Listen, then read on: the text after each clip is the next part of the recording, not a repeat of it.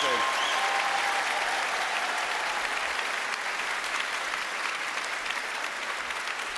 Citizens, there has been no more eloquent testimony made to the case for a living wage, the case for fairness and dignity for all, than the case made by Theas this afternoon, and I want you to thank her for what she said to us and the way she said it.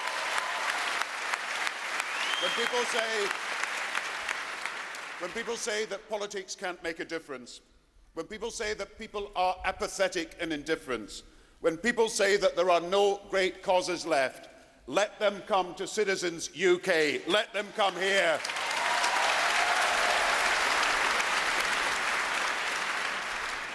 Our shared belief is that wealth must serve more than the wealthy, that prosperity must serve more than the simply prosperous, that good fortune must help more than those who are just fortunate.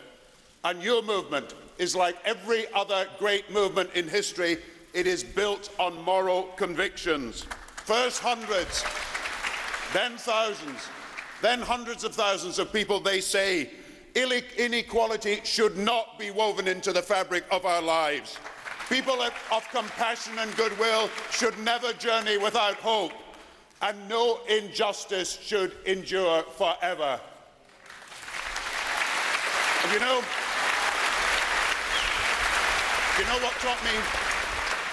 Do you know what taught me more than any book ever taught me? It was a video. It was a video created for the Make Poverty History campaign. And it's a video that sums up for me the strength of a movement. It encompasses the great campaigns of our time. It's a video that shows the abolitionist movement, the civil rights movement, the Votes for Women movement, the anti-apartheid movement. And every time it shows that movement, it passes by the leaders who spoke on the stage and zooms in on the faces of the crowds like the crowd here today. The people who gathered to hear Wilberforce speak about slavery, the men and women on the march to Washington with Martin Luther King.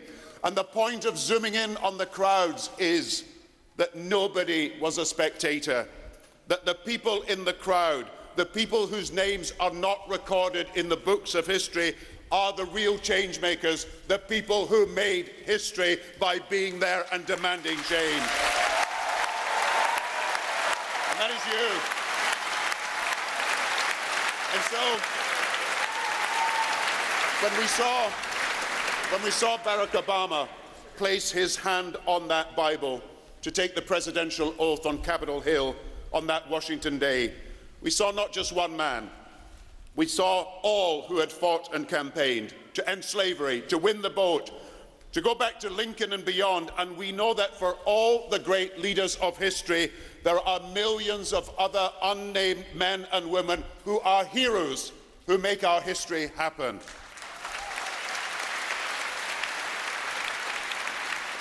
And you know, from one person, one candle can be lit thousands of candles, and then tens of thousands of candles, all lit from that one flame.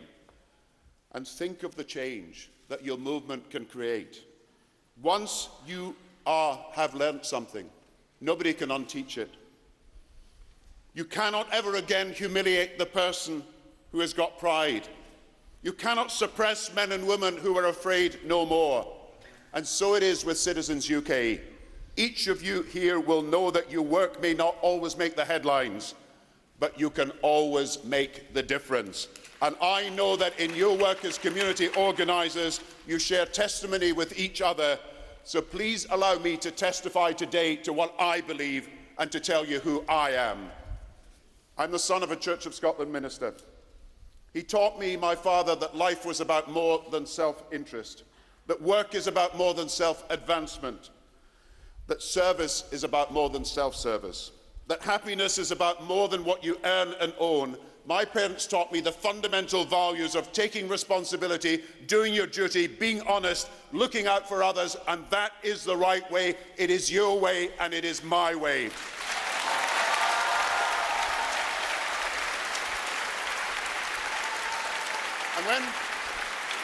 And when I was a student, the two causes I worked for most were to force my university to disinvest in apartheid and sell all its shares in South Africa. And I also ran a campaign for decent pay for university cleaners. And across the years, I feel my life has become full circle, because when I became Chancellor of the Exchequer, the first thing I was able to do was to create the minimum wage for the first time in 100 years, justice for the low paid.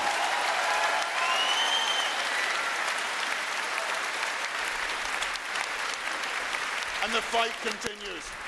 And that is why we have said in our manifesto that the minimum wage rises at least in line with earnings.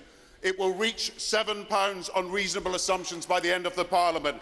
Because we must lead by example, Labour is pledged to go even further by asking all Whitehall departments to back the campaign that you have led and to which I pay tribute, the campaign for the living wage. And your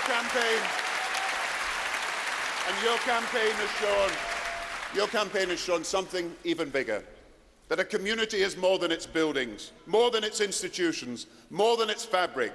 A community is thousands of acts of friendship and service and compassion to each other. And you've shown something else, that the public services, your hospitals, your schools, your children's centres on which communities are built are not things that we can just do on our own. They are what we choose to do together. And that's what a good society is about. Building together, investing in good schools, good hospitals, good public buildings, good community centres, and yes, good banks for the future.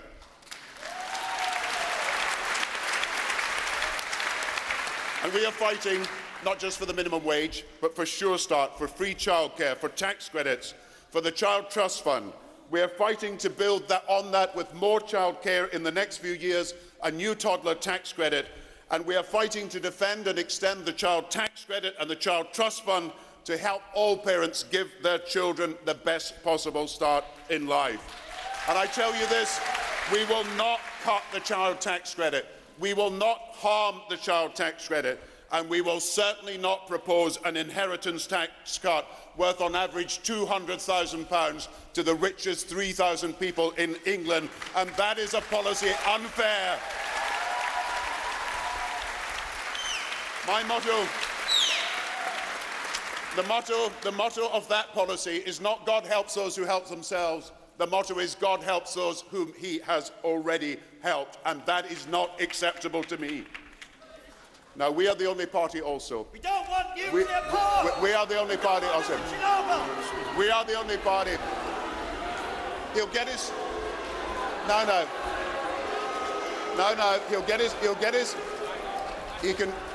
He will get his chance to ask a question. Okay, thank you. Let me also say, we are the only party.